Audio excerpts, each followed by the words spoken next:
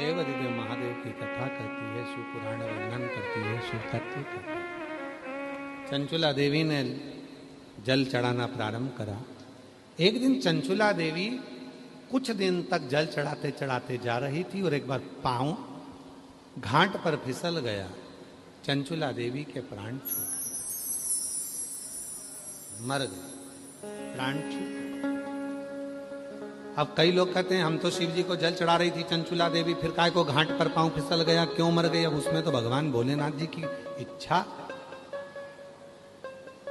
कई लोग कहते हैं वो तो अच्छा काम करने गए थे, बताओ उनके साथ ऐसा हो गया। भगवान ने उसके लिए कुछ अच्छा सोचा होगा। और क्या सोचा? गांव के लोग तो रो रहे थे कि चंचुला देवी बेचारी शिव जी को, वो महाराज के कहने पर संत ने कहा था एक लोटा जल चढ़ाना, जल चढ़ाने में लग गई और एक उसका पांव घाट पर फिसल गया और चंचुला देवी के प्राण छूट गए। अरे भाई, चंचुला देवी के प्राण छूटे और चंचुला देवी कैलाश धाम पर पहुंची। मां पार्वती जी की सहेली बन गई। पार्वती जी ने देखा चंचुला तू इतनी मौन क्यों? पहले तो भगवान चंचुला से पूछा तू आई कैसे, तो कहा सब कराया, मेरे पति को मुक्ति नहीं मिली। आखिरी में एक संत ने मुझे एक लोटा जल पकड़ाया, मैं मंदिर जाना प्रारंभ करी, घाट पर पांव फिसला, मैं मर गई, प्राण छूटे तो मैं कैलाश पर आ गई। कैलाश पर क्यों आई? क्योंकि मैं भगवान के लिए जल लेकर जा रही थी, भगवान का धाम था काशी और मेरे प्राण छूट गए, मैं कैलाश पर आ गई। क्या चाहती है? बस मेरी तो मुक्ति हो गई, मैं तो यहां आ गई, पर एक दुख है, मैं यहां पर आई हूं पर मैं विधवा हूं, बेधव्य हूं। मैं चाहती हूं मेरे पति प्रेत योनि से मुक्त हो और एक दिन मैं भी लाल चूना रोड़ कर, लाल चुनड़ी ओढ़ कर, 16 श्रृंगार धारण कर कर मैं अपने पति के लोक को जाऊं।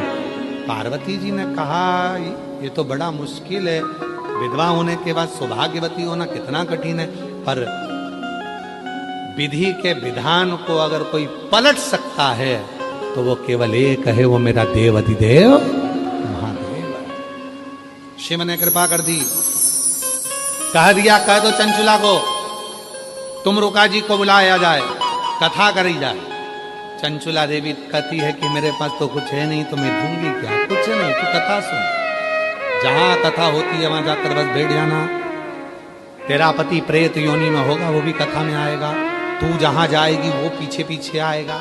भले प्रेत है, भूत है, लोग कहते हैं इसको पित्तर लग गए, लोग कहते हैं इसे वास्तु दोष लग गया, लोग कहते हैं काल सर्प दोष लग गया, हम कहते हैं शिव पुराण में जाकर बैठ जाओ, तुम्हारा वास्तु दोष, तुम्हारा पितृ दोष, तुम्हारा सारे दोष तुम्हारे पीछे पीछे चलकर कथा में आएंगे, वो भी बैठेंगे जैसे चंचुला देवी का पति बैठा।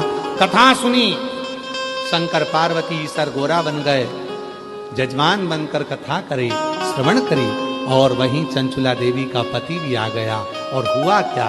शिव पुराण की कथा सुनते से ही चंचुला देवी का पति प्रेत योनि से मुक्त हो गया।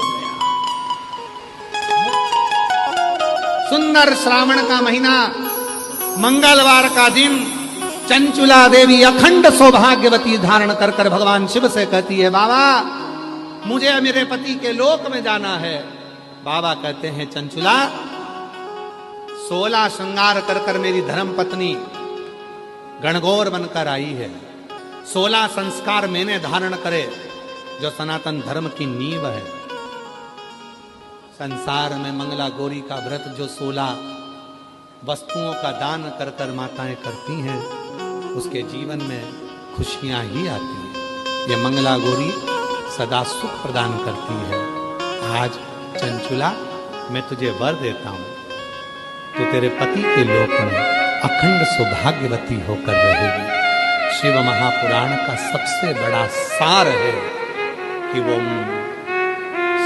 जितने लोग इसको श्रवण करते हैं, कर्म के फल के अनुसार भले उनके जीवन में कुछ भी हुआ हो, पर उनका एक जन्म नहीं होता, वो शिव की शरणागति ग्रहण कर लेते हैं। ऐसे